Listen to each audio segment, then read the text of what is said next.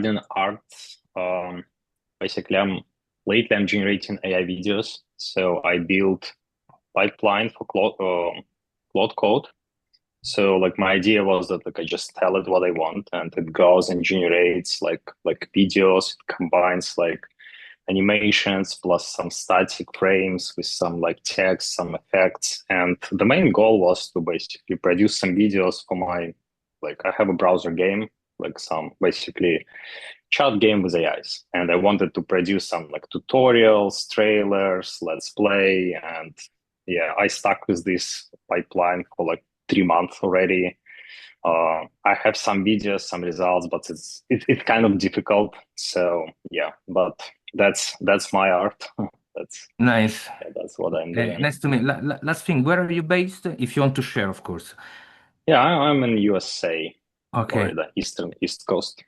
In general, maybe we are not going to do in this call, but usually we record every single call and then share it on our YouTube channel.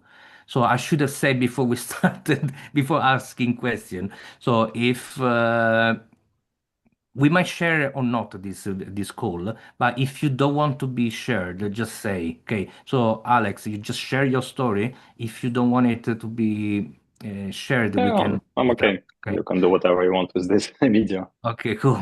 Thank you. Yeah, just I want to make this clear so everybody understand. This is not my YouTube channel. It's the community YouTube channel. It's called the Resonant DAO on YouTube. There is all the collection of our meetings and so on. So this is gonna be part of that. Um, so let's go ahead. Let's cover other people in this call. John, you wanna introduce yourself again? Really short. Just say who you are, what you do. Yeah, John, I'm a solutions engineer, software engineer for that's my day job, but I've been trying to break away from the subscription and self-host as much as possible. So I built myself a stack of GP10s and I'm trying to keep it growing bigger. Okay, so, And sorry I'm to interrupt you. Sorry to interrupt you. This is a call for artists, so we don't talk about oh, AI here. We talk all right, all about right. we talk about art. So if you are an artist, talk just Yeah, about that part, not the AI okay, aspect. okay. So I'm a knife maker. That's my art. You're what? Sorry. Um, a knife maker. Okay. So I have a passion for chef knives, and that's what I make. So I haven't. My idea was to try to maybe use video AI to ensure quality control, that sort of thing, or maybe even if I can measure edge thickness, something like that. But I'm still trying to kind of figure out how to get it into my workflow besides marketing and things like that. Thank you. And where are you Mhm. based? Based out of the USA. Thank you. And Jeremy. Hi, my name's Jeremy. I'm here in Atlanta, Georgia. It's actually funny, John, that you're a bladesmith because I'm a chef. Oh, I run nice. my own, I run my own pop-up restaurant 7 days a week. I also classically trained musician and went to school for painting. So whole lots of arts, things like that. Just really interested in, the Resonant DAO and everything that's going on with the community. But really excited to see what everyone else has. Great. Thanks. Sorry, I Who's was drinking. yeah, go for Uh, it. yeah, so yeah, maybe yeah, Chimo, you can guide, but it's anyone else. I mean, Dell, maybe. Is it Dell? Yes, Dell Jones. Are you there?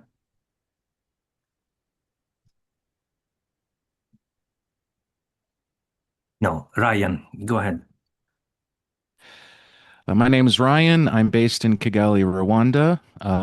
My background is video production and some motion graphics. And the reason I'm in the meeting today is I'm actually looking to make some motivational posters for my students or behind, what we're doing, whether it's how to think, how to act, how to inspire. So that's my reason for being in the meeting today. Thank you. Thanks for sharing. And Greg.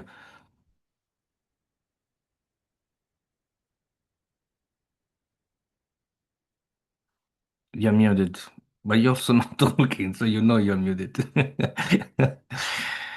Yeah, sorry, I thought you were introducing new people. So, Yeah, no, we go around because this is I mean, this is a creative call, so it's I know you are part of the engineer, but I don't know your creative side, so maybe you want to share uh, what do you do?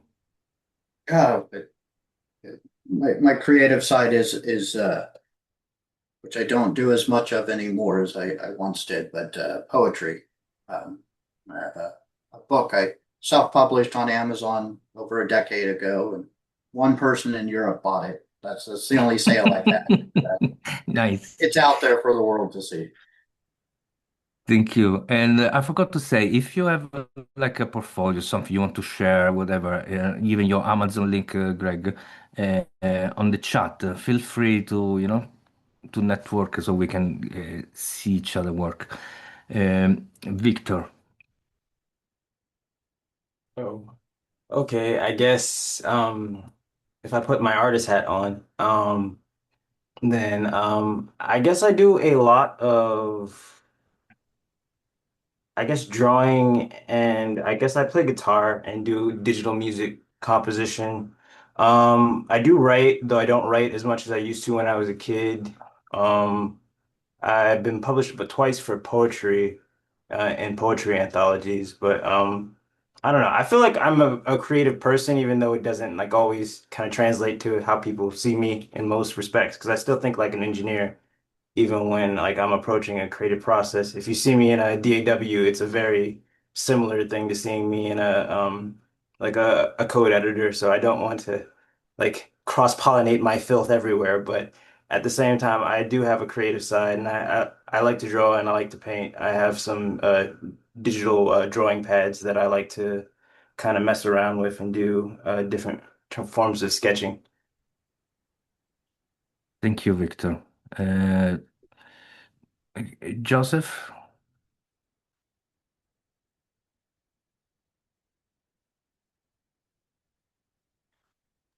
Okay. Yeah. Yes. We know your main art, the be pessimist. I think that was one of your talent. But do you have any others? Um, Airbrushing. Ah, okay. Uh, yeah, I like brushing and also like the street art with the spray cans where they make Yeah, water. yeah. Yeah, I've done some of that. So like graffiti, like full on tagging. Not graffiti, but yeah, the guys you see on like shorts and whatever, where they doing these like space kind of with the spray cans. I forget what they're Ah, called exactly. yeah. Done some of that. Interesting. Nice. Uh, Del, you wanna 30 Sorry seconds about to that introduce? earlier, Manolo. Yeah, no worries. Yeah, So, yeah. the reason I'm here is I'm a creative in all kinds of ways, not very musically, but lots of woodworking, fabrication, 3D printing. But the main reason I'm here is the venture that I'm starting. I've kind of built. I have a plan to develop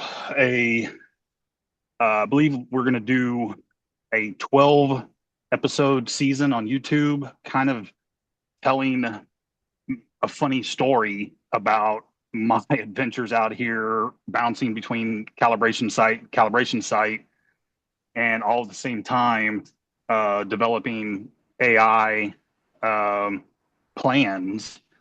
And I intend to create. I don't know if anybody's familiar with. There's a book series on Amazon that I've listened to. I believe it's Craig Allison. Um, but he has a character named Skippy. It's a omnipotent beer can. It's very quirky but all knowing. and has quite the attitude. And I intend to write a character like that I'm going to introduce in the show. So that's the creative venture that I'm going on, basically making a YouTube show. Nice. Thank you, Del. Dave, are you there? Yeah, I'm Gardener Dave. I like to write and occasionally make music, and I like to make art out of trash. Nice. Beautiful. Stella? I academically, I'm an architect and I specialize in lighting design, but that creativity, I put it everywhere. But what I really love to do is to get all furniture and kind of try to fix it and create something new when I have time. But otherwise, the house is my space of creativity. So, you know, you always try to make it look good. Nice. Nice. Thank you, Stella. Tom?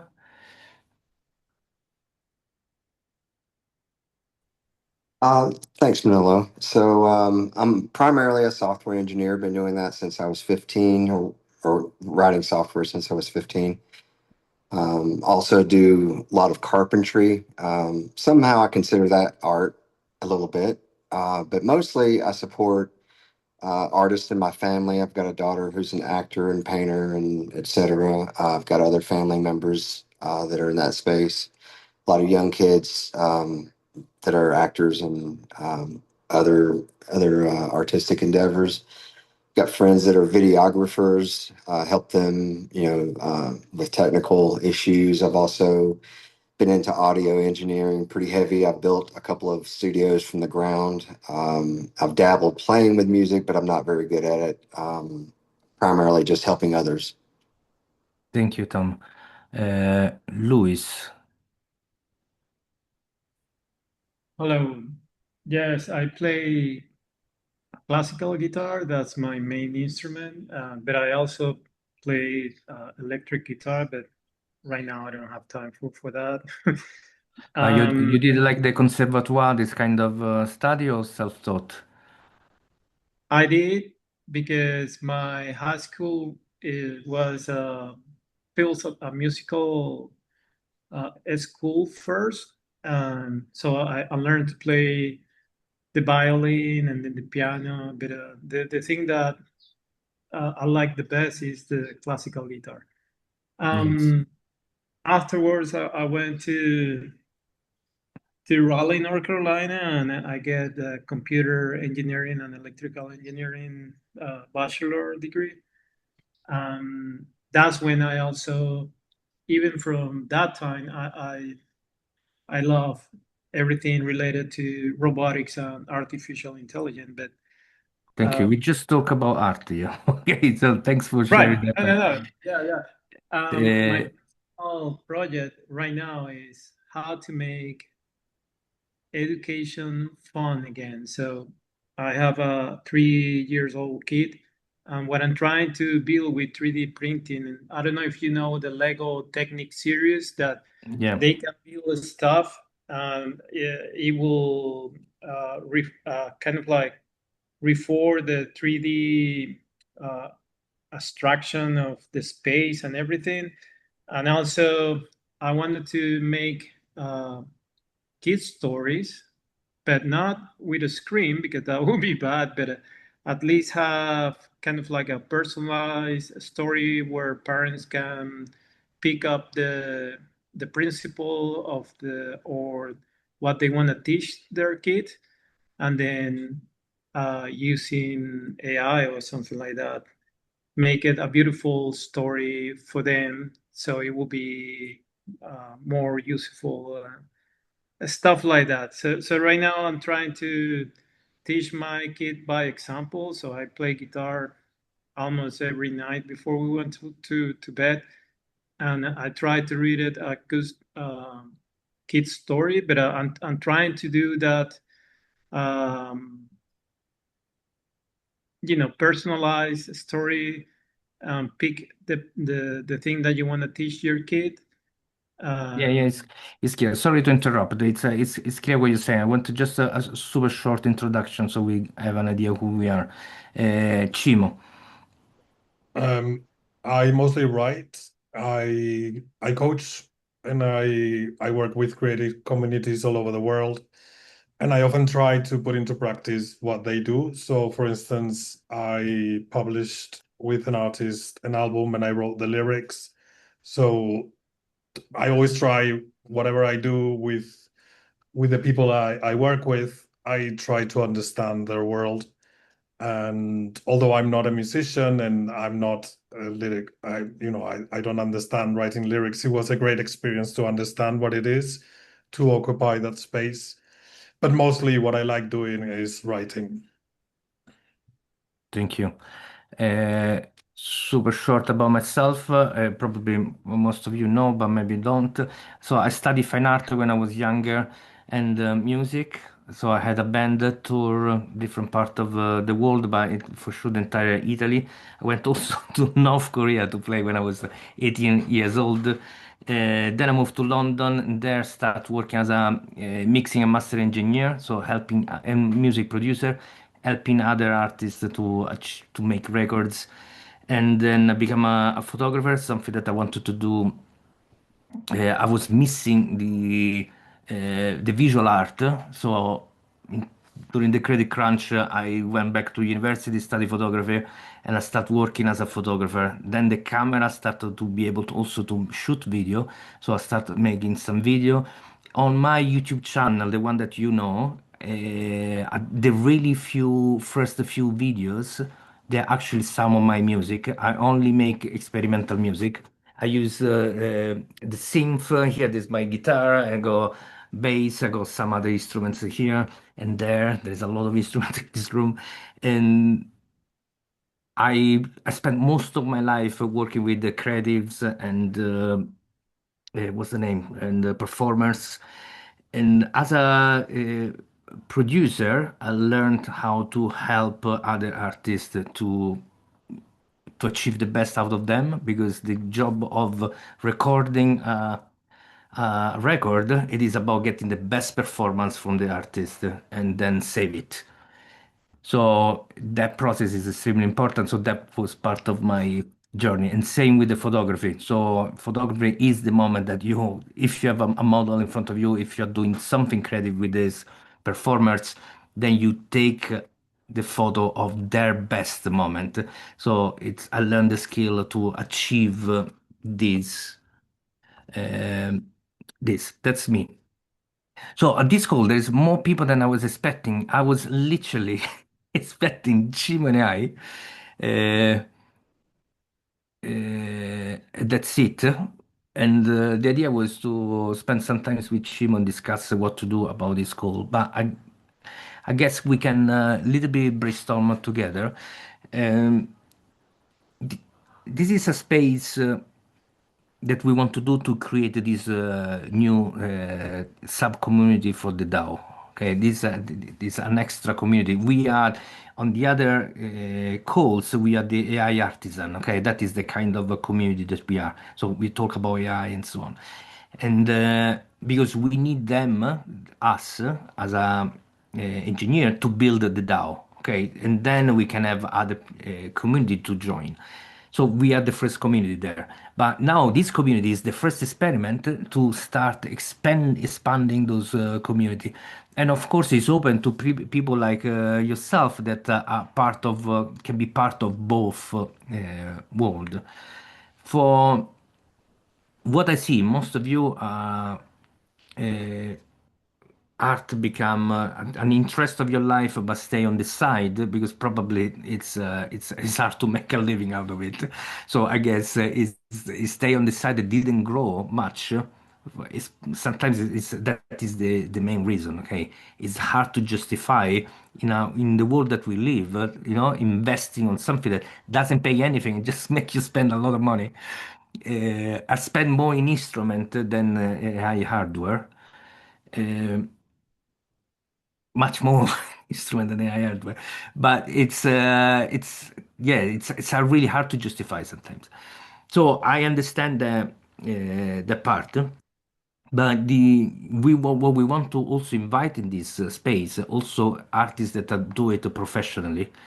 That is their world, their life, their dedication. So if I don't know, any moment of your life you understood that art was not the path for you because it was hard to make money with, those artists made a different choice. No, they didn't think it's not gonna be hard. They just said, I can't do without art, and I'm gonna take the path that is the hardest one in my life. It's gonna be really, really miserable, but I have no choice. So uh, I'm one of those people that I'm probably like you, or maybe a little bit more closer to the artist, that I had always a choice. Okay, my mind can work on I have a half engineering mind, half a creative mind, probably really split in 50-50, let's say. So allowed me to move left and right and do both. But I know most of artists, they don't have this luxury. They don't have this opportunity to say, I'm gonna do something else. I'm gonna just do something else. They don't. So they are forced to walk that path that is extremely hard. And some of them manage to succeed. And so we want to create that space for also for those people. So all of you are welcome, of course. But think about the trajectory of these community that we are trying to build. It's not for part-time creatives, it's for full-time creatives. But again, you are really welcome to be part of this journey and interact. There's a lot to learn and so on. That is our idea. So we're creating this space first, and then we can invite people. What would you uh, like to do in this space? What would you think would be beneficial for you? And here we think as artists, okay? It's uh, it's not a goal. Okay, art is never about the goal. It's about the journey. Okay, so what kind of journey, what kind of experience you would like uh, to do? It's not the asset that you have at the end. Okay, it's not the artifact that you're gonna produce. It's what kind of journey you would like to experience in this group. Raise your hand when you're ready to talk. You have on the bottom there is the react. There's the heart. You click on there. You can see raise hand.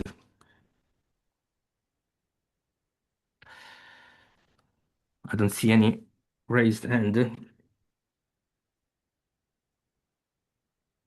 Maybe there are some. Yeah, Dave, go ahead. I was just thinking that from this space, I think I would like to exercise my creative abilities. So, like when we do.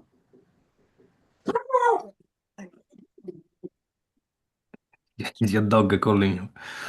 I'll have to skip out and come back. Okay, while we wait for Dave, John, go ahead. Sure. I think from what I've heard everyone say, there's a lot of similarities that we have.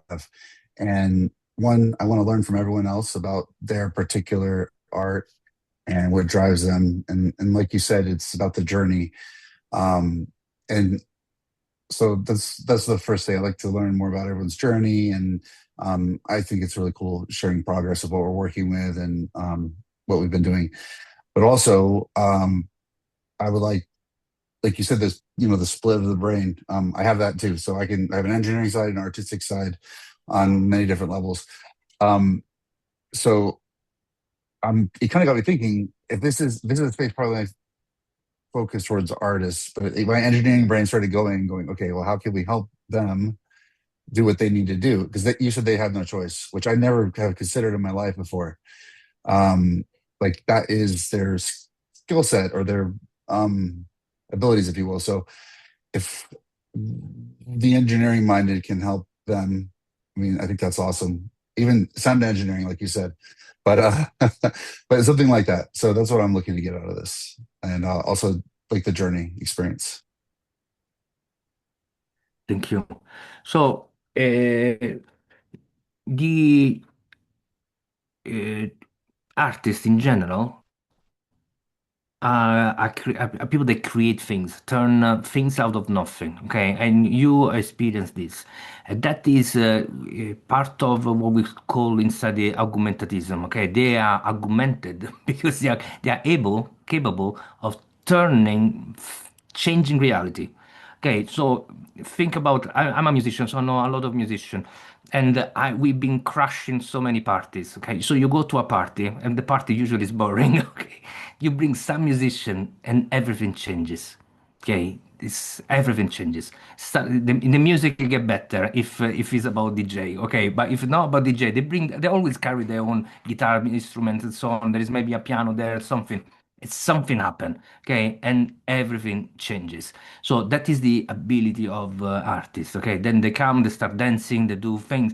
It's just another level. They bring beauty and amazingness with joy, not for anything else than just the pleasure of the process, the pleasure of doing it, the pleasure of sharing and singing together, dancing together, and connecting and so on.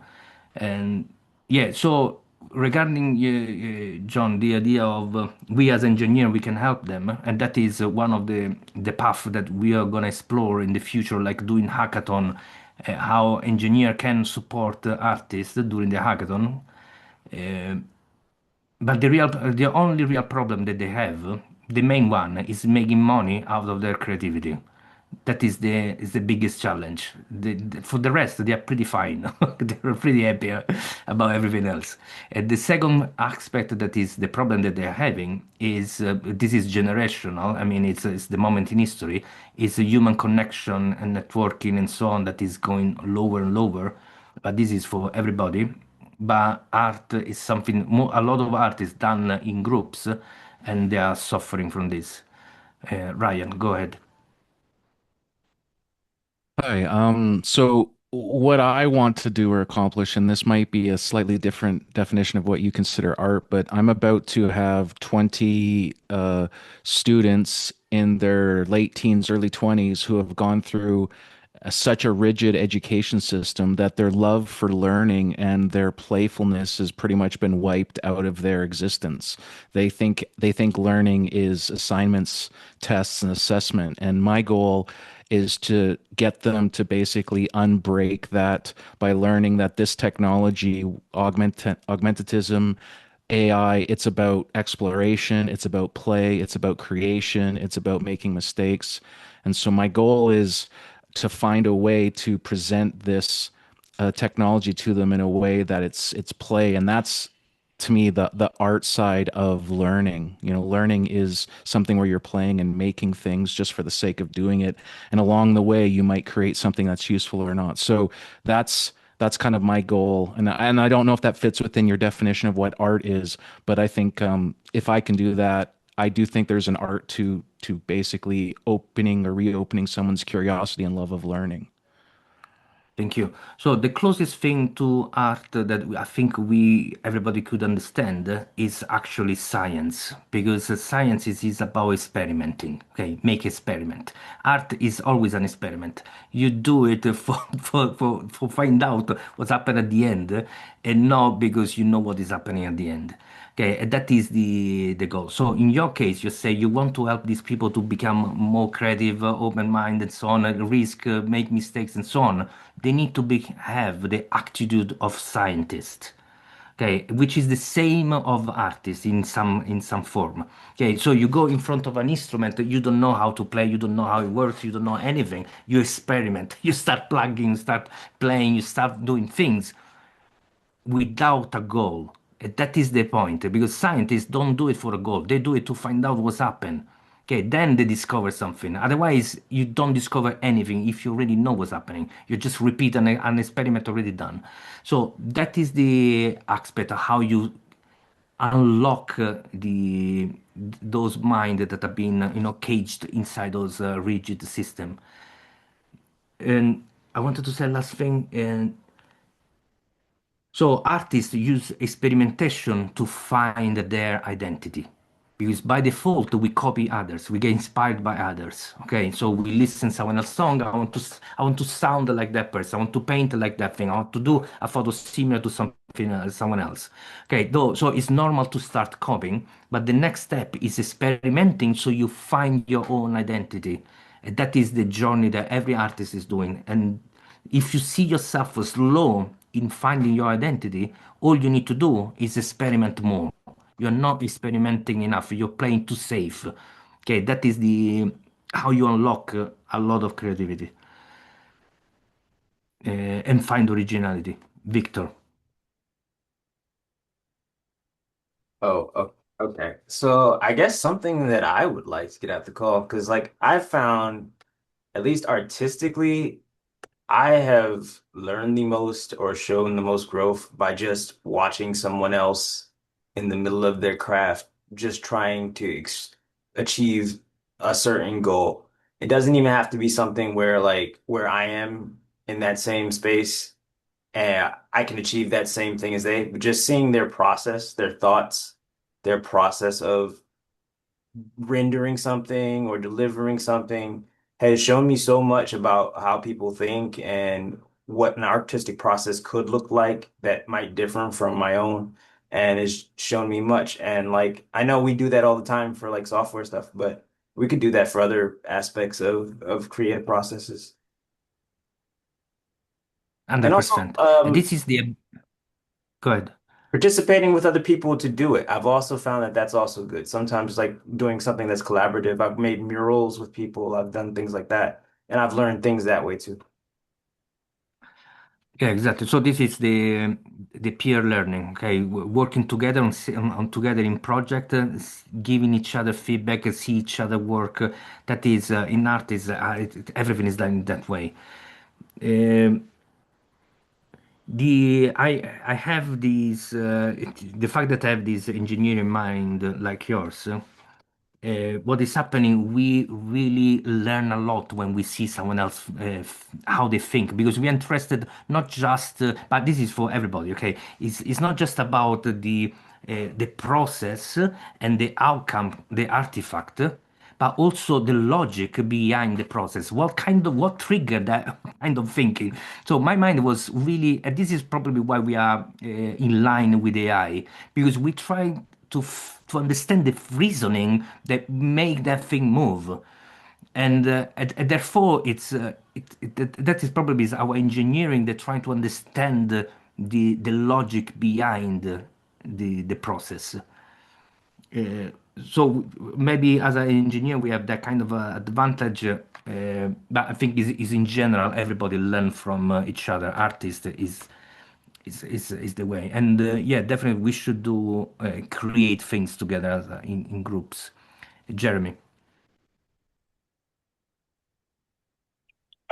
Yeah, I think coming from a purely creative standpoint, I started playing music as a child, and then it kind of I learned 4 or 5 different instruments, and that grew into I had a friend who painted and drew, and I sketched all the time, and then that fed into that, which then everyone experiences all the senses, and to me, cooking was the one true art that incorporated all those senses, and it's one thing to me that everyone can experience. Like some people can listen to music and you have that, and other people don't like rock, and other people don't like metal, and people don't like this, but everyone has to eat. And so for me, that was my ultimate opportunity to really change someone else's reality, because you have everyone has had a cheeseburger. You have a cheeseburger, but then I know what it tastes like, and I know how to get creative with it and give you an experience that you've never had before. And so it's very similar in music and in painting and even in poetry and everything that can be considered an art, even in engineering. And I like the idea of the scientific mind. But just through trial and error and experimenting through the senses, really, in how you and I can see the same thing, but we perceive it in completely different ways. And by working together, like we were speaking about earlier, working together on how someone's perspective is slightly different. It's very interesting because I studied cubism for a while, and a lot of the idea that you walk around an object for hours just memorizing every line and every curve, and then you sit down in front of that object, be it a figure or whatnot, and try and draw the back of what you're not actually looking at based on what you're looking at from the front. Just perspectives and kind of getting to know different artists' perspectives, and even people who aren't considered artists by society. I consider architecture and things like that an art because you have to be inspired by something to be an artist. So yeah, I think just kind of getting people's perspectives and the different views of everyone is really a foundation for why I'm here.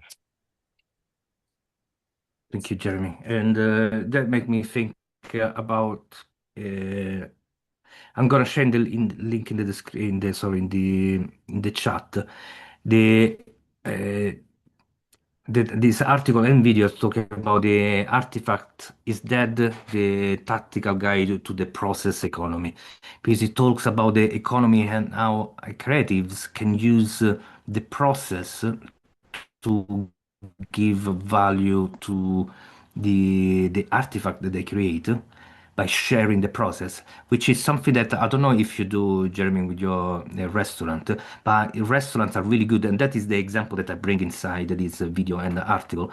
The restaurant, those boutique restaurants, at least here in Europe, I don't know yours, but what they do, the chef goes to the table and told the story. This is not a normal plate of pasta. This is, let's take the hamburger, which are not an expert, okay? But this is not a normal burger because the meat come from the cow that lives there. The owner feed them by hand and so on. And then the cheese is done with these, eggs from the milk and so on. There is all the story for anything that is inside your plate. So you are not just eating food, you are eating all the narrative. The narratives give value to that $50 burger because without the narrative, maybe the cost would be smaller. Okay, so the narrative of the process is extremely important. So chef restaurant, those boutique kind of places, they're amazing. They really mastered the art of storytelling about the ingredients. And if artists would learn that part, understanding the importance of the ingredients, they will probably do better. Because at the moment, what they have is only the artifact. And now, in an era of AI where the artifact can be created to unlimited copy, and they just be exactly the same, you don't realize the difference, then the artifact lose so much power, so much value. The narrative behind, the process behind is what give value to the artifact. So if you haven't, check this article. At the end of the article and video, at the end of the article, there is I share my process. It's a long, I think it's 49 minutes of my think aloud session, those sessions that I record on this kind of devices, of me thinking. And you see the process, you see exactly how I think and how I get to the creation of an idea. And the idea is the article itself, is this process, the thing that I just shared with you. I think it's pretty a good way to understand a lot about this. Estella. Hello.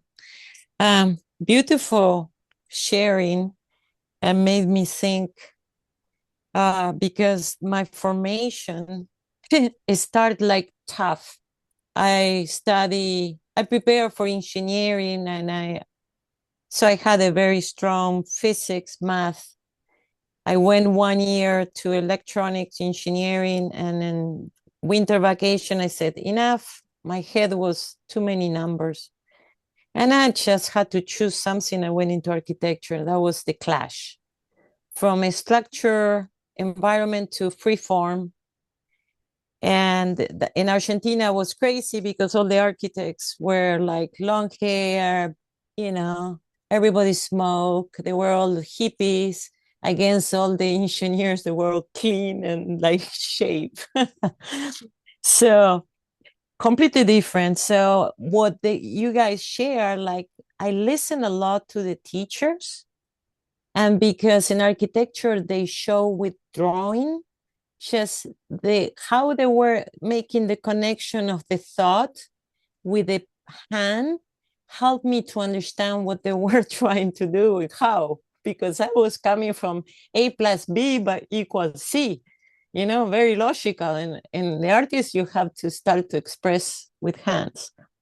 What I developed is interesting, is I was able to create by seeing, feeling. Is an exercise I used to do was collage with the magazines, so which is a good exercise for the person who's trying to motivate the kids.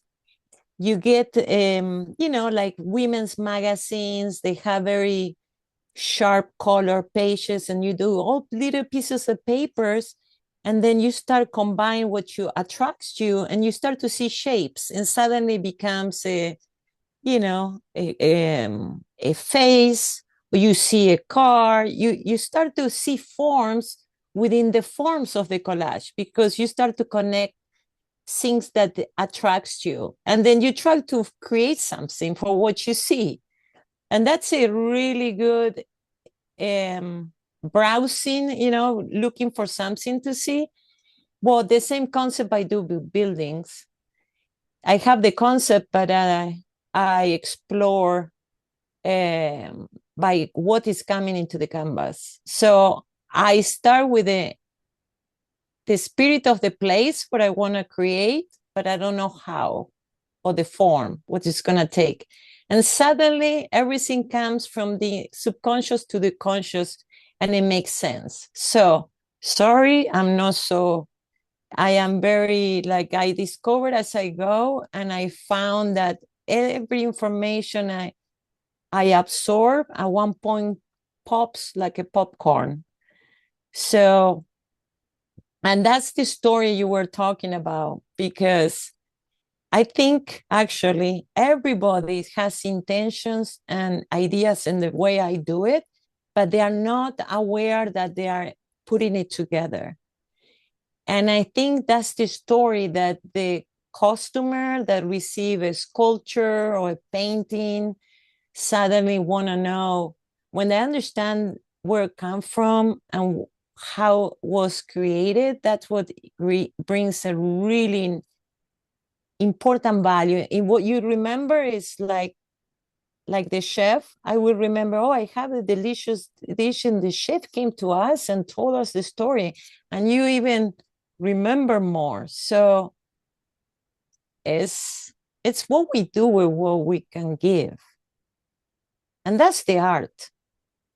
It's not about if it's pretty top of the artist, it's what you give to people. And I think when it's well received, that's what it makes an impact. Thank you, sir. Exactly. That is the impact of the art, but it's not the value of the art. The art doesn't need to give to do anything. Okay, it doesn't have the goal to do an impact. Okay, that is the impact that can happen if the art resonates with that group, with that community, with that moment in history. There's a lot of artists that died as not famous, and then hundreds of years later they become famous. So the impact is not necessary for the value of the work. Another thing that is weird when you compare to the more technical mind, engineer mind, the engineering, it is optimization is one of the main goal, optimizing, improving, and so on. And the art doesn't have the goal of optimizing. It goes towards the waste, okay, the waste of time. I'm gonna waste some time do something that is not gonna produce anything, okay, just nothing. And that's it. And most of the music that I do, I just sit here, spend an hour or two playing, And that's it. Sometimes I record with the intention to say, yeah, I'm gonna do something with this recording at one point. But I don't even listen back sometimes. It's just improvising. It's the pleasure of living the moment of creating, on taking your brain into the space of creativity. Is it a form of meditation? Yeah, become a form of meditation. I remember in I think it was during the credit crunch 2007 2008. I There was really no work anymore for recording studio, and so I took a year off. I bought a camera, and I went outside the shop. I still remember there was a little park across the. I went from the shop where I bought the camera. Actually, this is the how you. Okay, I'm not gonna explain that part. But I went to the shop. I bought the camera. Went to the park in front of it. I started taking photos of the flowers. And for my mind, it was so beautiful just to don't think about the problem of life, the problem of finding money, clients, meetings, and nothing. Was just there thinking about the camera settings, the framing, the colors, the shape, the where to put the flowers in the frame, and was beautiful. Just bringing your mind into thinking about things that have, in normal day, have no value whatsoever. There's nothing there. There's, the biggest problem you have in that moment is, shall I take the entire flowers or just the crop, just a part of it? Okay. Shall I change so I see the sky or see the dirt? Okay. Those are the problems. And that is, I don't know, I loved it. In that moment, my mind really, really needed to disconnect from the daily problems and so on. And that also shows the importance of art and mental health for a lot of people. Sorry, Chima, see that you're back. I didn't see you. So how was the eclipse? I'm speechless. It was just, it was the moment we were with the glasses, and the moment it goes on top, and you can take off the glasses for a few seconds, you just see the crown of the sun. Amazing. And then suddenly you feel like the sun and the moon are huge in the sky, although it's the same size. And it's just like a jewel floating and breathing. It was just there was this. I was with my sister, and we were both like crying. Like it was just the most beautiful thing I've seen up in the sky. Amazing. Yeah, Did you get any nice. pictures? Did you get any pictures? Yeah. Well, Oh, I, nice. I was recording. I built a huge camera obscura, and I recorded the trajectory. But of course, that beautiful moment is that you need a really good photographer to capture that. But you can see the arch and how it eclipses. I'll share it on general. Nice. Thank you. Uh, all right. Anyone else wants to share their thoughts or something? I'm gonna share something quite personal. When I was a teenager and I couldn't accept being gay, I got into a deep, deep depression when I was 16, 17. And I remember I could only breathe while I was drawing. And I couldn't understand, I couldn't connect to anything, but I remember, and when people would say, "Oh my God, your drawings are beautiful," it felt like I was being accepted somehow. Mm, yeah. I still draw, but for years I drew obsessively, and I really Well, felt like they were they were seeing in my drawings and accepting something that even I didn't know. I couldn't until I was 21. I didn't come out. like a form of approval Yeah. from. Mm. Thank you for sharing. Yes.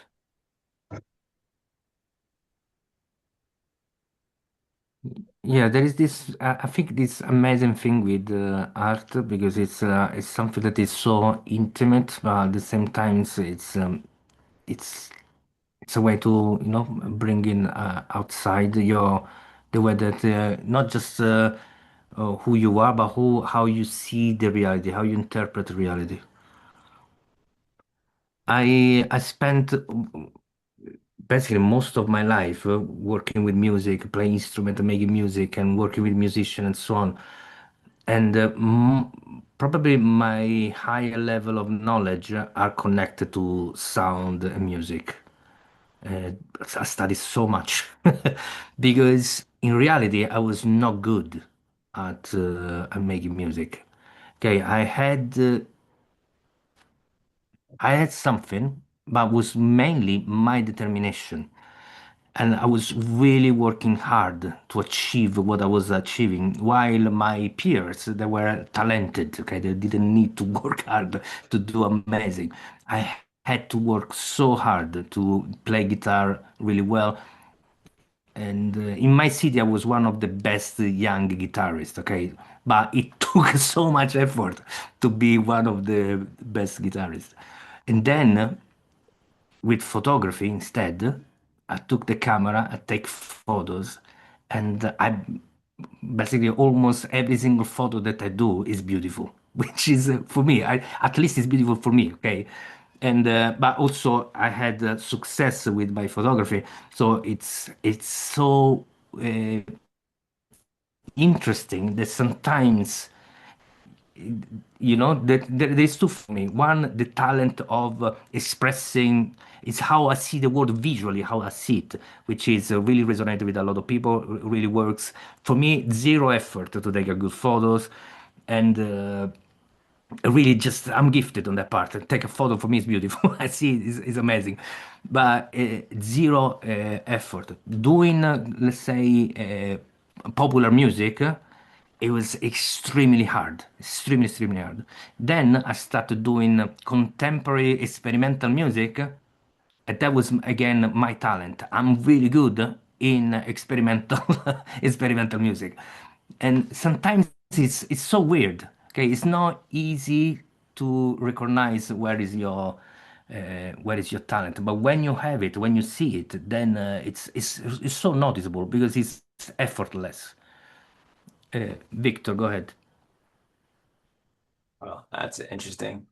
I was really thinking there's also times when I am completely not creative, when I go to make something and nothing comes out. And I feel like there is something about not just inspiration, but like there's an ebb and flow that I feel that happens to me emotionally with creation where I don't always have something to give. And like I do spend my time in very creative pursuits, but I also spend my time in very, left brain pursuits. And I feel like one process kind of feeds the other at a certain point. Like if I do too much of that, I get like creatively constipated and then I'll just start spitting out art for like a month, for 3 months, and then I won't touch it anymore for like the rest of the year.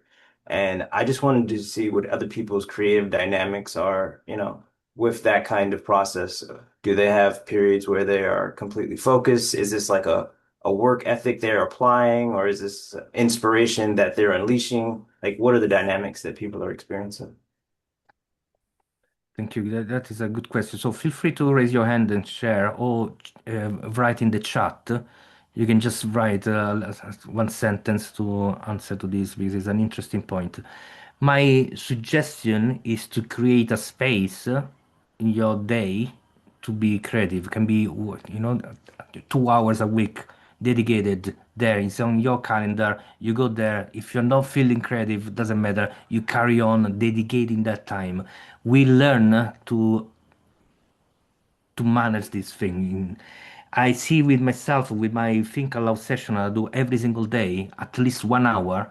And at the beginning, it's kind of, I don't know what to say. Then you start, maybe you turn on, you don't know what to say, but then you talk for an hour, a lot of ideas and so on. So it is about creating the space. So, Victor, it's true that we are waves, okay? This moment that you're more creative than others, But if you create a space, you always stay in the you have always a moment to become creative, and you have a safe space to be one or to be creative, and then therefore it will happen much more easier if you're interested to keep it on going. If you're happy with the 3 months a year, then you're you're fine. Ryan. Yeah, I guess first I'd like to say to Zemo, thanks for sharing that story. I think that's great of how, your expression, changed the world in some way. And what made me think of that was when I was 15 years old, I was learning videography, and you have to learn the technical stuff of recording and all these things. And then once you get past that technical stuff, you look around and go, okay, well, I have to make something now. And so I made this short film, and I, got my little nephew star in it, and it was this story of this, a kid who was thinking of killing himself and had this dream sequence where he essentially off camera like killed a child being himself, and and then it cut to me looking at a grave saying how my father had died and how in life we didn't talk, and now that he's dead I feel this huge regret. And at the time I didn't really fully understand what I was making. We put it in film festivals. It didn't win anything, but I remember this guy who was cleaning up the theater after came up to me and said, "Did you make that?" And I was like, "Yeah." He's like, "That's one of the best things I've ever seen."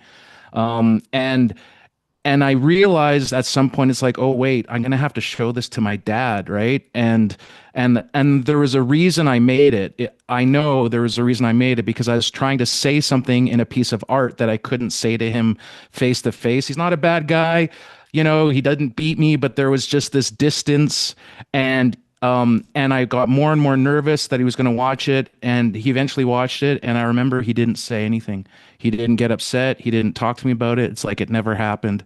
And I remember feeling like this lesson, and I don't know, the lesson I think I took away is that art doesn't change people.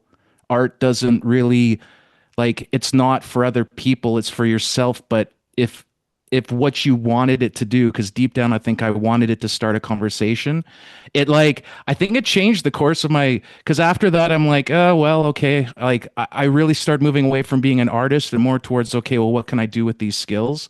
And it was just this weird moment of like, life has hard lessons. And one of the lessons I learned is like, yeah, art doesn't always do what you want it to do. Because it wasn't like I was consciously trying to change my dad, but I knew there was something I was expressing as a 15-year-old through something. So it was an interesting experience.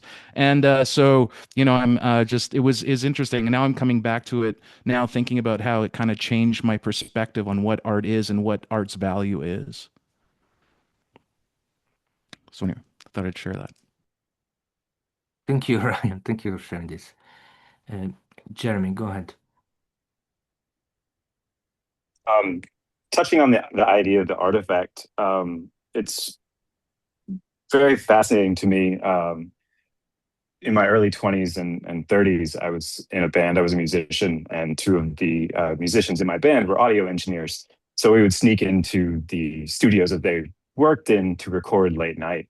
And some of our best pieces of music that came out where we would go every night at 2 a.m. and just plug in and just start playing. I mean, it would be one person sitting on a guitar just playing one thing over and over and over, and then someone else gets inspired by that and comes in and plays that. And we got to a point in the process where that was our writing, was that everything was free form. It all just came out, and then we would sit down, and the two guys who were the engineers would take parts they really liked and cut and place them together. But it wasn't, and to this day I still listen to those songs that became the final artifact. And to me, listening to that isn't the final piece. It's not the actual artifact. The artifact itself for me was the process with those four other people. Was that in the moment, that was just being. It wasn't a goal of creating a song. It wasn't a goal of, okay, from this time to this time we're going to do this. And Victor, it's like you said, sometimes you're creative and sometimes you're not. I think existing in general is creative because you constantly have to be adapting to everything around you. And I'll say one last thing. One of the greatest artists I ever learned from she had a rule called the 99% rule. She said 99% of everything that you do will be absolute garbage working towards the 1% that actually changes your perspective. And the minute you stop thinking that this has to be art and this has to become something, it's the moment that you allow yourself to be the artist. And that's something that's driven me for decades now, because I was in art school in my teens. And I apply it to everything that I do. The minute I catch myself overthinking something or thinking, I'm not being an artist or I'm not being creative today, this is not meeting my bar of what creativity should be, I remember the 99% rule and realize that that non-creative moment is part of the process of being creative. Because then you look back on it and realize, well, I was honing my technique and my craft, and that's part of being an artist. Nothing came of it, but me becoming more of an artist. So that's kind of my Thank you. 2 cents on the Yeah. artifact. You know, this is yeah, no, but it's so true. That is sometimes is this idea that we need to optimize to achieve something. It's exactly what stop us to actually walk the journey, because the journey is 99% of things that are useless, and then at one point you make something that is worth keeping. For me, it's I had this way of seeing it is and I came out when I was in Los Angeles. Maybe there is a reason why I came out with this idea there. Um, for me, here is you can take a shovel and start digging where everybody's digging, or go to the desert where probably there's nothing there. But if you find something, you'll be the only one to find it. And so sometimes it is about to search in places where nobody goes there. That is it's this you know, the idea of experimentation, the idea of believing in yourself, where you should go and look, not be confirmation from others. Okay, others will give you, maybe they will push you towards something. That something is where everybody is. Okay, everybody wants to, you know, to be accepted. This is not the different. It's not what connected to what Chimo was saying. I'm talking about a successful artist. Okay, as a successful artist, in somehow you know that the money and success are in a specific niche. For example, in the UK is British pop. Okay, if you want to make money in the UK, you need to do British pop because that there is space. In US, there are different area, but let's say the classic rock is one of them. Okay, there is a lot of different things. Okay, but each one, they you know where you can optimize for, and people will push you towards that direction. But then you will find what other people are finding. You maybe don't find yourself. You find something else that's to please someone else that doesn't even make you money enough to survive. So following your real intuition, your real call, it's hard, and sometimes it can succeed. Sometimes can make impact. Most of the time, nothing, nothing at all. But be aware of the journey.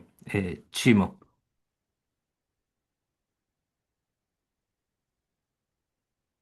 we lost you. Yeah. I thought it was very interesting what Victor was asking about the dynamics. I totally see that, where there's sometimes where I just need to express and to create and to draw or to write or to collaborate with people. And the periods in which I think, oh, I couldn't care less. I'm busy and I'm having fun.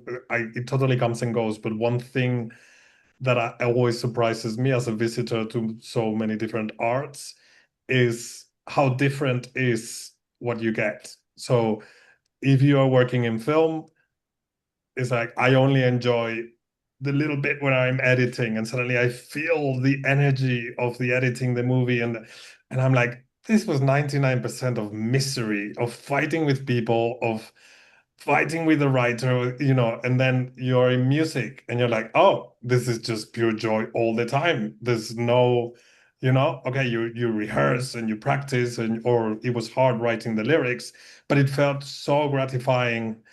And painting, for instance, is super immediate. Like when you're painting, the whole process is you feel taken by that, or the frustration of doing it when it doesn't work. but it's so different in different spheres depending on what you are, which part feels where you're connecting with the craft or which parts, like writing, for instance, I find it mostly miserable. It's mostly muscle and just persevere and write and write.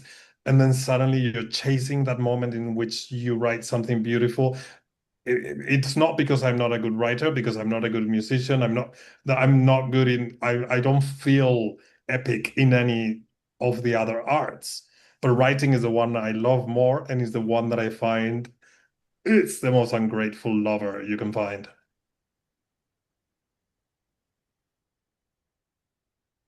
Thank you, Chimo. Yes, yes, it's true. But yeah, to me, it's honestly, it's photography. I find photography is so amazing.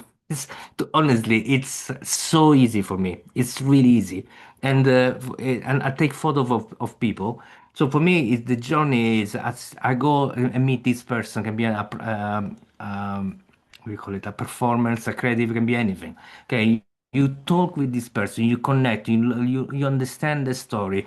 Every now and then you take a few shots, then carry on talking. So you open the door as a photographer. As a photographer, you go inside someone else's world. They tell you their story, who they are, what they do, and it's so interesting. And then all you need to do is just take a few photos, and everybody's happy and with no drama, no no stress, as everybody's happy. Ah, amazing, amazing, this is amazing. So it's sometimes when you find the thing that you enjoy and other people love it, it is beautiful. And it's not easy for everybody to have that moment like I did with my music. My music was always a lot of work, a lot of hard work. But then I don't want to show my CV, but the idea is then I start working with a really high level people doing really important work. But nevertheless, everything was extremely hard. Uh, still,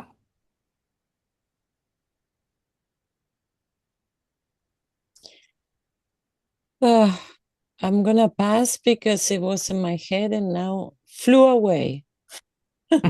no worries, no worries. We'll come back. Anyone else wants to talk about the, I don't know, experience process and sharing how That's it. You said it. It's the process. the process. So, um, like like you were talking photography, like in lighting, I use as a process. I need to understand how the family use the house, the materials, and then the place. And I remember I did a desert house, and the whole theme was about the how the natural light in the desert and how the materials express, because in the morning it's completely different than in the middle of the day and in the night. So the whole theme of the natural exterior of the desert I brought into the house.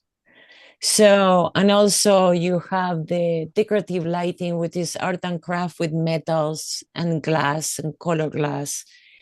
And so I pretty much, when you start working on this, it's like a painting. You start to do grab a sheets and then you get markers and you say the walls I do with this technique, and you finish with a, you know, like drawing the scratches, markers, and you have your theme of how the lighting inside the house is going to be. And so I think that's is more artistic than engineering, because the other aspect we go into the engineering of the lighting, but the whole first phase is perception, how it's captured by the user and the message of the lighting and materials they do it, which is actually like a painting. The whole house is talking to you. So I just want to share that. It's a crazy way to do it, but it's fun. Thank you. And yes, that make me think about. So, for example, in uh, I I think it's connected to how we see or interpret reality, how the where we put our attention. So, for example, for me on photography, it's even though photography was something that I needed to learn, but the way that I look at reality was not something that I needed to learn. I had developed over years and years and years. So I realized after a while, because I've been asking people, and I realized that when I, for example, talk with someone, I frame the person inside to what I see. Okay, so I don't just look at someone and talk with someone. No, no, I decide how I should that person be framed in my view, and what should be in the background, what should be the foreground. For me, it's normal to notice the light, how they go on their face, and therefore I position myself in a way that I curate what I look at, and I always been doing this. Okay, so that is kind of weird. I'm gonna laugh and I'm gonna make you a joke. One time I went to a session with a therapist and there was another architect and we start to talk each other. And we suddenly realized that both we were seeing our life like if it was a piece of paper with pencil and you specifying from the little screw to the big roof of the house. So basically, you you bring into your life what you've been doing without knowing you're doing it. And this is what I was talking about. Is actually we consistently living in naturally.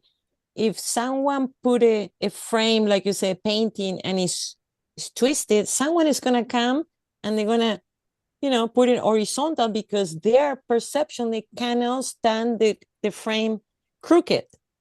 But someone else says, no, I like it crooked. It looks good, like a fun expression of the painting in your house.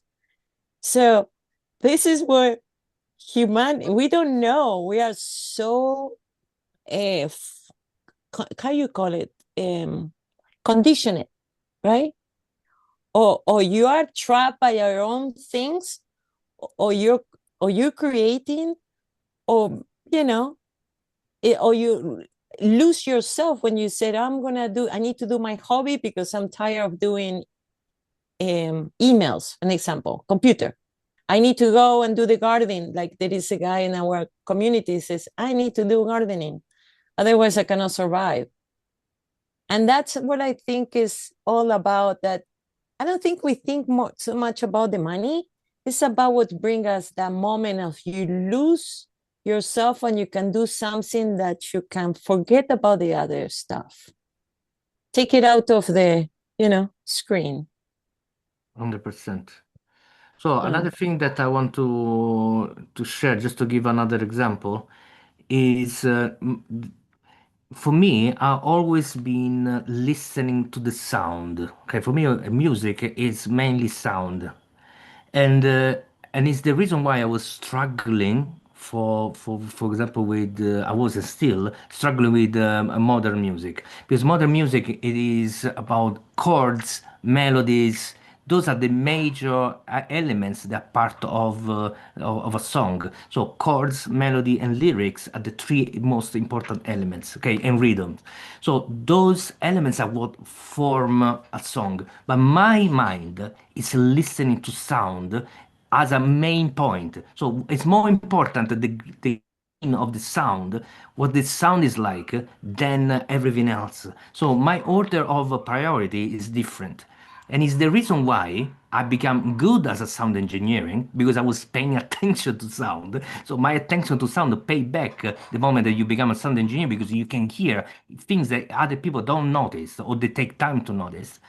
And when I started doing experimental music, where I remove the idea of melody, harmony, and rhythm, and so on, and I start experimenting with sound, that's why I use these kind of instruments, I become good at, because my attention was a different one. And that kind of way of looking at the reality, sound instead of melody, lyrics, and rhythms, and so on, change everything.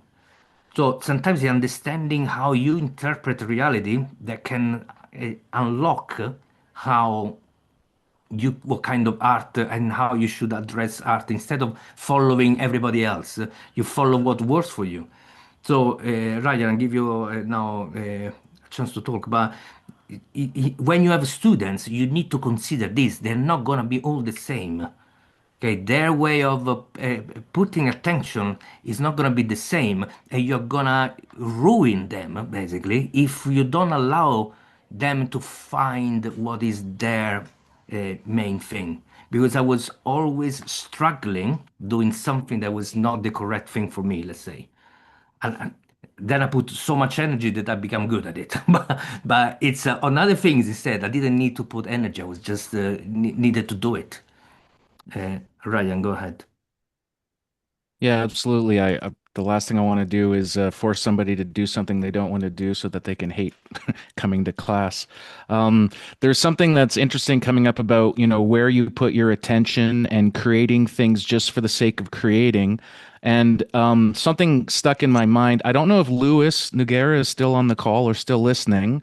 Because I know he was talking about, sounded like his young son and how he's really wanting him to experience things with 3D printing and all that stuff. And I think I just really resonated with Lewis's sense of I need to do something for my kids. And I get that. And it's funny how if you're focused on the outcome, sometimes that can get in the way of the process. It sounded like his child was young. So I just wanted to bring something up, and I'll just be really quick. One fun thing that you can do with young children that has no expectations, you're just doing it to be in the moment, is if you ever watch soccer or sports and there's play by play, oh, they take the ball, they pass it, they do this, do that. If you do that with young kids, you're just with them in the moment, just talking about what's going on. You're paying attention to things, you're experiencing reality, and you're just explaining and not asking questions, not getting in the way. It's one way to develop young children's sense of the world and language and confidence.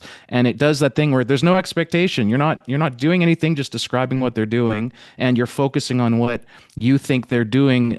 So yeah, Lewis, you can look it up. It's basically you're a play-by-play announcer for your kid. He's the star of the show. You're not asking questions. You're not interfering. You're just saying, "Oh, hey, you're running over there. Oh, hey, you're opening that up. That looks," and you're basically your kid's play-by-play announcer. And it's a really good way of developing their language skills. And there's no expectations. There's no it's just describing what they're doing. So it takes the pressure off accomplishing something. You're just there with your kid, experiencing reality with them. Anyway, that's just something I wanted to mention. Thank you, Ryan. And Alex, go ahead. Yeah, there is a elephant in the room, like AI. Like you said, I'm going to talk about it here, but I feel like it's taken this art area by storm, and there is a huge kind of division happening in the communities. Artistic people hate AI. Like basically, if you bring in some AI generated text to some writing competition, you'll be thrown away. So same is happening with drawings, videos, sound, everything. Basically everything you listed here is kind of fully manual, basically music, and you mentioned guitar, whatever, instruments. Um, so yeah, my kind of question maybe to everybody, uh, you cannot keep ignoring AI for too long, because there will be more and more and more of it. There will be more and more hybrid type of arts where okay, it's not entirely AI generated, but part of it AI generated. So I'm making a movie and I'm using I'm making a game and I'm using AI assets, but I code it manually. Is it AI or not? And what is happening right now, if you go to Steam and people download games heavily if there is at least suspicion that there is AI is used. And well, it's kind of a lot of uncertainty everywhere regarding this. And even when in your stories, you all mentioned the feedback. On one hand, AI is just I'm just feeling creative and I'm doing something the way I want. I can just go and do art with I don't know, with some random stuff. I can do art with AI. Why not? But like on the other hand, okay, I lost this thought. But you got the idea. Like a lot of happening in like art, AI is like just disrupting it a lot. So yeah, what's your take on this? Yeah, that's all. Yeah, thank you, Alex. So I'm gonna be brief, but I'm gonna tell you because it's the idea is for me is clear. Those large corporations have been taking artist work without asking permission, and they train their model. So now those AI are capable of creating unlimited version of the artist's work without even breaking the copyright law. So what is happening is now the what was unique and rare because an artist could be only create a finite amount of their creativity. Now AI can do unlimited. So not just copy their work, they also turn down the value of the work because now there is unlimited version of it. So artists are already struggling in this world because people are not willing to pay for art. And what is happening, they are struggling, and now the AI is actually creating even more problems. So artists had problem constantly during the history. In the last probably 50 years, we have an acceleration of problems for artists. And now AI is the last new thing that is just unfair. So what there is use AI also is used for doing a lot of slop, okay? And that's something that artists hate because they are looking for creating something that has value.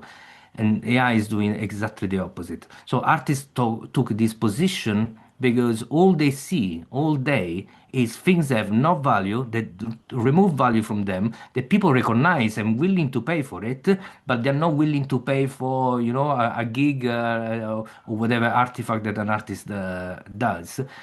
And so, for their point of view, it's extremely hard to deal with. If the narrative was different, if the AI was not there to replace every single human, if the AI was not there to steal everybody else's work, but was to support and be a creative tool, nobody would complain. So there are artists using AI today, and because they see as a tool and they are creating amazing things with it. So the problem is not the technology, is how it's been created, how it's been advertised, how it's been used, how it's been abused, and the fragile position of artists in all this. Then nobody asked them if it was okay to do it. Okay, they just did it. Now we have businesses making money over their style, but used by AI. Okay, and that is completely not how a society should work. And that is why they're upset. So it's just a reality that will change over time. Like you said, everything will be mixed human AI. As now everything is mixed, not everything, but most of the stuff is mixed like a computer plus human. Okay, everybody use a computer, everybody will be using AI. It's a moment of a change. So we need to be bridging with those artists, understanding them, understanding that we are not doing what those corporations are doing. So not destroying the planet, not aiming to replace them, and then maybe we have a hope that we can have a constructive dialogue. So I hope I replied, but there's a lot to talk about this, but there will be more chance. Before I go ahead to with Chimo, Alex, did I reply? Does it make sense what I say? Well, it wasn't a question. It was more like a different angle of discussion because like I don't want to continue. You're right. It's kind of like a big topic. But I feel like people try to ignore it, and it cannot be ignored. Like as you said, it probably it should have been like from the beginning it should have been different, but it's not. And I personally don't believe it's going to change in future. Like basically it will be like this and it will be worse and worse and worse.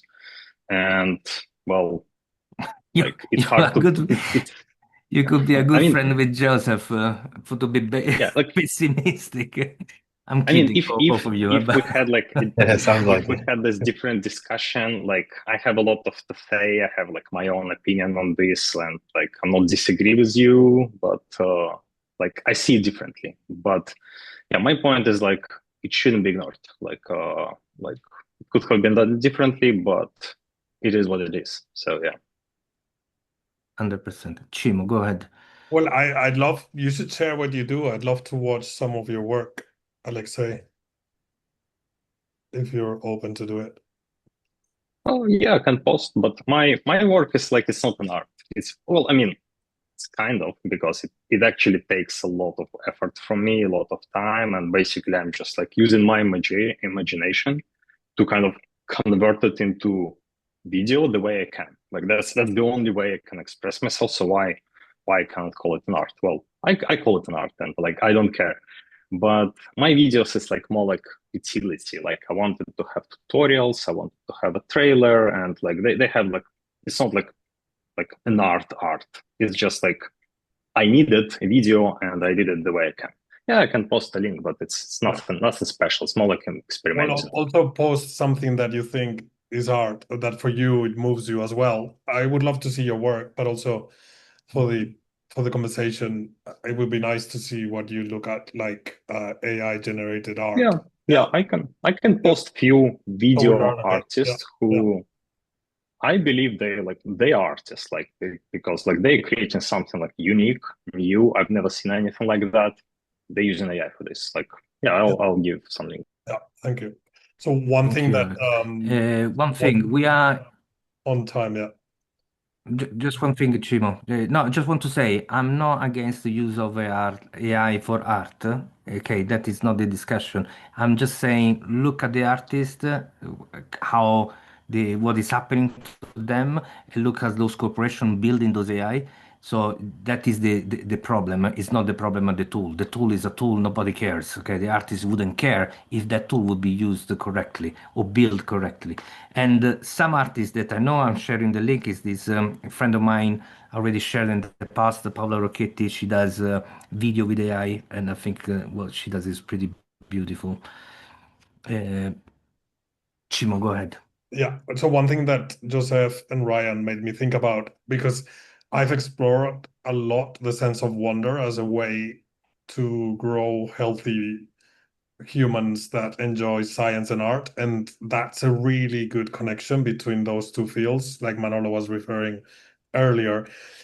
But there's also the opposite. I was teaching media at City University of London, and the students hated what I was sharing because it was always challenging to watch, like proper tough material that wasn't edited in a fast cut way like contemporary films. And there was this student that he was always complaining about what I shared. And I shared one day, we watched La Reina, which is a 9-minute video about a little girl in Colombia. And probably there's 4 cuts in the whole thing. It's really challenging. I mean, at the beginning, you're like, my eyes hurt. I can't watch another second of this wall with a bit of the hair on the side. And at the end, he started to talk about how difficult it was to watch it. And he suddenly says, there was a moment in one of the shots that was so tight on the face of the little girl. I just felt like I was inside her brain. And it was such a beautiful moment. Like, he didn't think that made it art. But for me, it was just such an epic moment that I was like, maybe you hate it right now, but you will always remember moments like this, and you will always start to go towards that. Also, the art that challenges you, that makes you uncomfortable, that makes you think or suffer in the moment because you're not getting what you want. You're not being entertained. I remember, Shimon, this reminded me of this experience that I had. This friend of mine invited me to watch this movie in the. We went to the cinema. It was a kind of independent Turkish movie. I can't remember where exactly, but I think it was Yeah, Turkish. So we went to this cinema. It was kind of a 3 hour long movie, okay, really, really long. We sat there, and the movie, during the movie, was nothing was happening. They were taking this person out of jail to find where this person hid some money under a tree in the desert, okay? And they were going around this desert to stop. Is this the tree? No, it's not the tree. Go another place. For Once like, I upon don't know a for time how in long. Anatolia. That's Once Upon a Time in Anatolia. That's it. And then at one point they stop in this half of the cinema was sleeping. Think about this. Half of the people fell asleep. At one point they stop to this little house in the desert, and they get out of the car, go inside and get for a drink, okay? And then out of the every was all men, ugly, dirty, sweaty, and so on. And then there is this little girl that come and brings tea. Okay, fresh, got something, nice to see. She's pretty, beautiful, kind of, but not in a sexual way. I'm talking about just beauty of a young girl, which bringing something beautiful to you. It was amazing. You could only feel the power of that moment if you went through 2 hours of pain, basically. And it's amazing.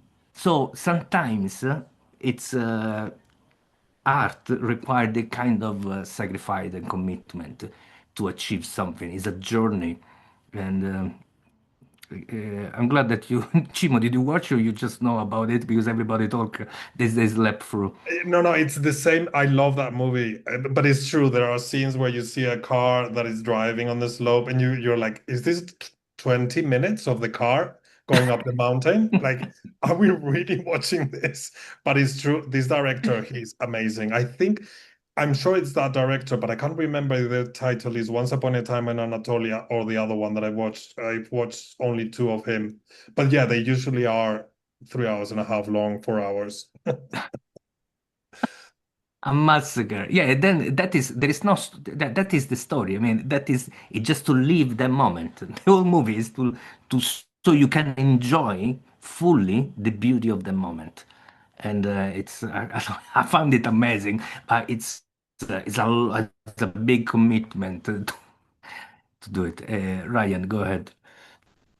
Yeah, I was just going to say for Jimo, for you just said that art is a lot of times a product of its time. Like if you read books that are written 200 years ago, they're very hard to read.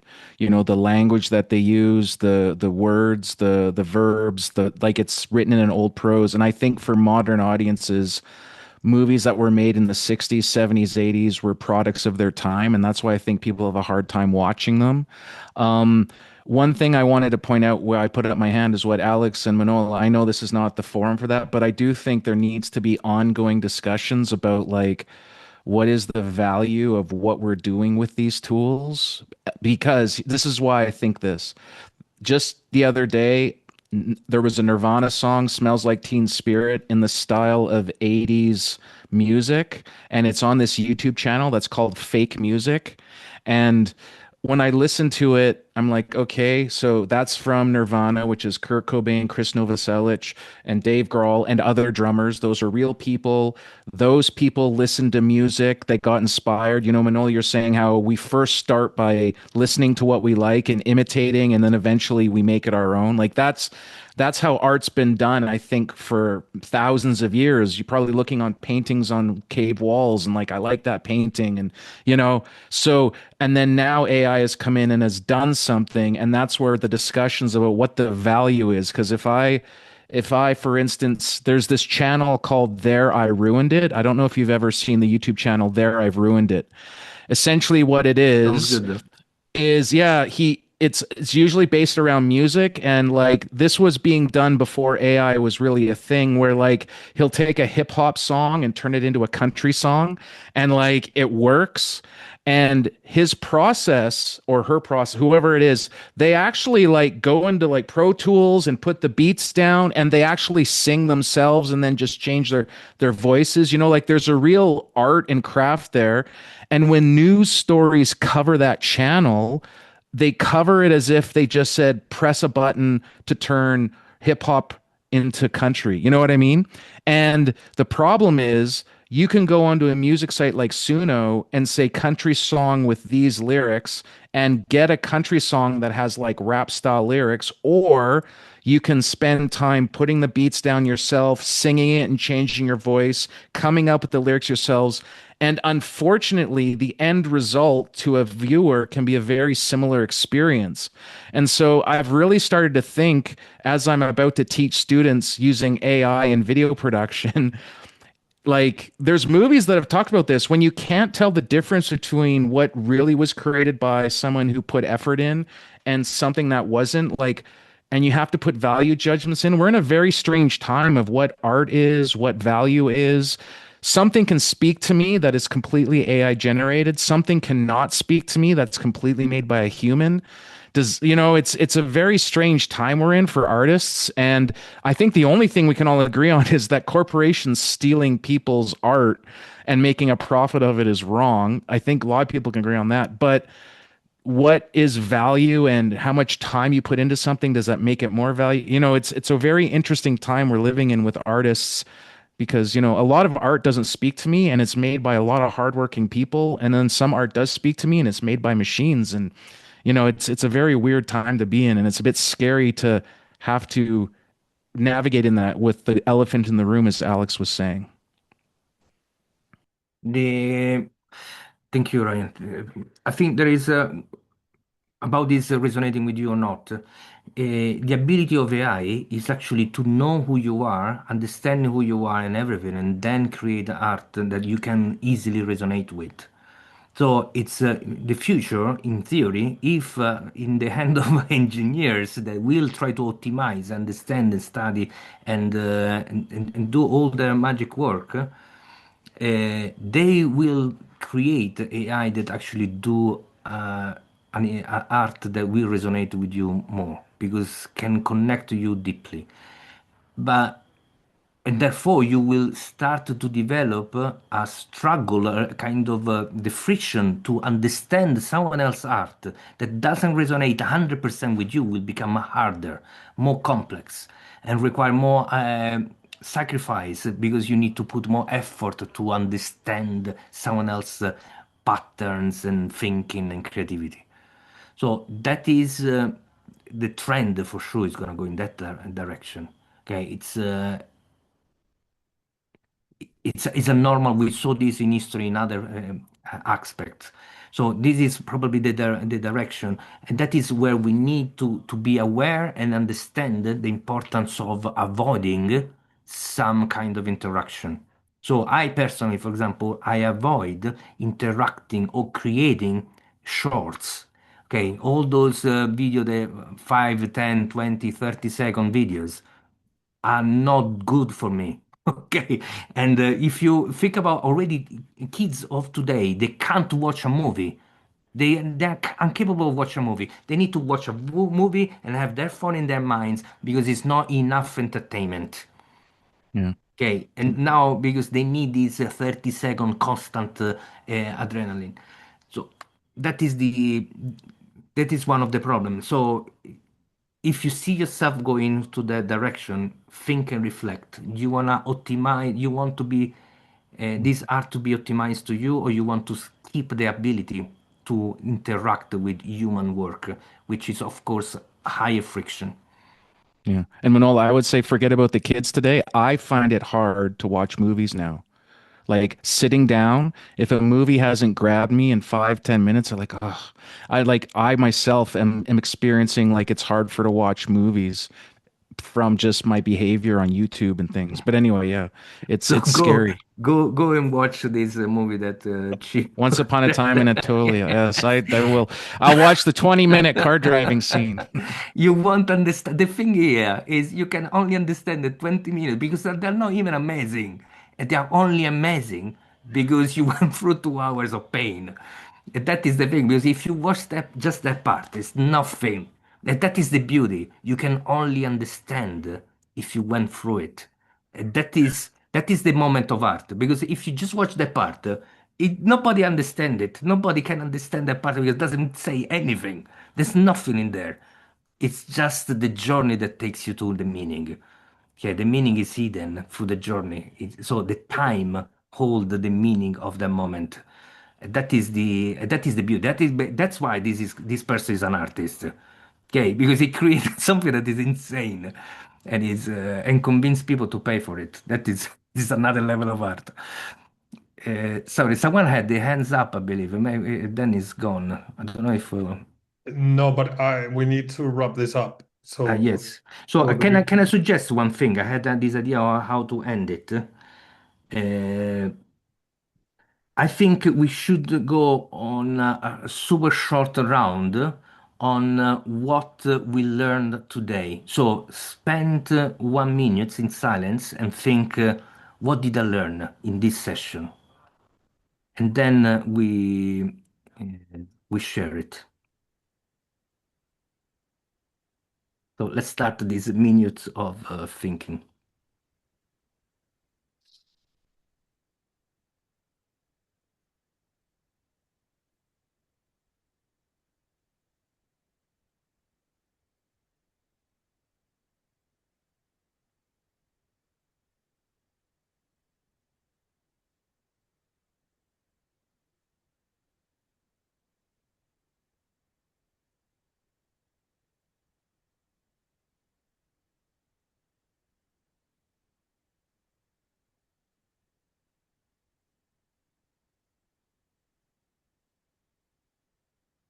Uh,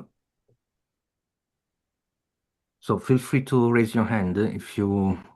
well, Dale has already raised his hand. Yeah. I'm just trying to give more time for Phoebe. Oh, So all the others, try to raise your hand so you can queue up. And uh, Del, go ahead. it was a real simple decision for me. I didn't learn anything. Well, I might have, but the first thing that came to my mind is I learned that through Chimo's sharing and other sessions with Stella that this is a safe place for everybody, and I really appreciate that. Glad to be here. Thank you, Del. That's what I And learned. yeah, This is a safe place for everybody to share. Yep. thank you. I forgot to say that is nothing. I learned nothing is a good question. Is a good answer. Okay, you don't need to learn Sure. anything. Okay, so I forgot to say. I wrote it down, but then I forgot to say it. Shimo, go ahead. I changed the way I thought about this group. I thought what we needed were more artists to come and just wait for them and create the space. But today, listening to everybody, I felt like there is room for it with us, and we can then habilitate. I wasn't sure of all these engineers showing to the meeting, and I thought this is not what I wanted, but I changed my mind. Thank you, Chimo. Ryan. I'm learning that it's the process, and I'm going to be making a lot of crap and a lot of mistakes, but that's okay. Thank you. John. I read the article that you linked earlier, and while I was away, and then also just hearing everyone talk, I realized this is the philosophy that I've been carrying forward. I think that's going to take us in the future. Dead on with the AI. It can create artifacts, but it can't create the narrative, at least not a true one, a human one. I think that's where the value is really going to lie, and that makes me feel really comfortable. Um, I didn't really share much earlier about like I've been making knives for 2 or 3 years now, and I haven't sold a single one. Like I just don't. I refuse to. I give them away, but there's a narrative behind it, and that's what I give to people. Like I'll even write a story about how I made it, what I went through. Da, da, da, da, da. I didn't even realize that that's what I was doing, and it just feels awesome to see alignment with others in this group on that. So I'm excited to see where this goes. Thank you, John. Joseph. I just enjoy the discussion. I don't have anything under 10 minutes to say, so I'll just leave it at that. All right. Thanks a lot, Joseph. Me. No, there's Victor first, Okay. then there's you. Victor, go ahead.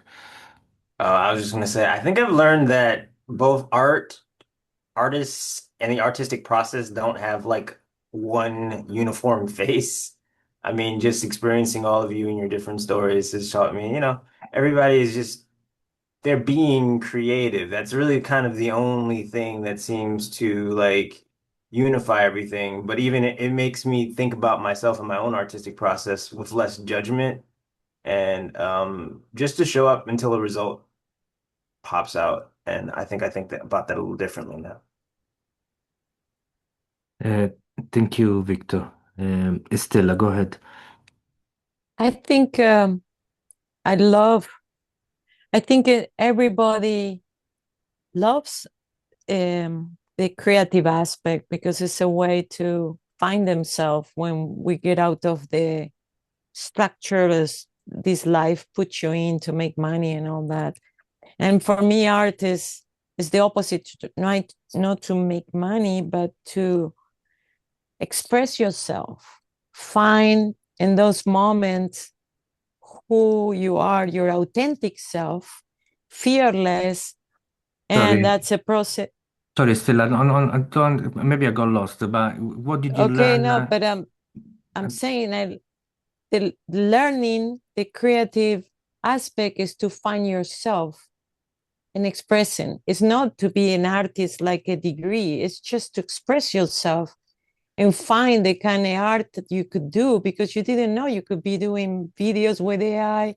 So I don't criticize. It's about what you do in order to create something and how you do it, the process. So that's, What you learned. what you learn is AI could be a great tool. It depends how you use it. The guy with the wood furniture is how he used his hands and put together with the tools. So the point is to do it and see what you can I think you have to be can careful. achieve. AI Yeah. has got the potential to make us very sad in the end of the day, because if it's going to we get joy from going through trials. So once we get that achievement from the suffering, but if I can just one prompt AI and it's going to take away all my experience through the suffering, it's going to rob me of the joy. So it's just we have to be very careful with it in the long run. I don't think we're quite there yet because there's still a lot of suffering with AI Yeah. right now, but maybe in Yeah. 5 years when it's a lot Yeah. What easier. I said is how you use it is the point. How you use it. Yeah, no, I was just building upon what you were saying. Thanks for that. Yeah. Thank So, you. and I agree with you 100%. Thanks everybody. I'm just gonna share, but it's similar to Chimo because both of us we were really expecting to be just the two of us in this in this call. So seeing so many people coming and joining us was it was a big surprise. So I also learned a lot by listening to your perspective and the fact that you are interested in exploring more art and creativity. That is great. So I didn't know. I was honestly I was expecting anybody. Uh, so thanks you for showing up, and that was what I learned. That in this community actually there is people interested in this, and I didn't know. One last thing that I want to say about this call. Uh, because happen in the in the other calls that people are expected to do something. This is the last call where you will probably optimize for anything. Okay, there's no optimization in those calls. This is pure experimentation, exploration. And the goal will happen if happen. And so, if you learned something today, good. If it was not worth your time, it's uh, it's okay. In the sense, don't join again. Okay, we don't get offended. Uh, Really quickly, what did you Manolo. share? Yeah, really quickly. Ryan, for instance, was going to join the academy, the Code Academy call. And as you can see in the photograph, the person leading that call has locked himself out of his flat. So we're gonna start we're gonna start half an hour late while Vlad waits for somebody to let him into his place. Nice. So it I starts. actually noticed that. I was like, starts at 10 in 33 minutes. I don't understand time. I But moved yeah, the so time. I moved the time yeah, when he messaged yeah, me to tell him he yeah, couldn't yeah. That's stop. so funny. Sorry. All right. Thanks, everybody, and looking forward for the next week call.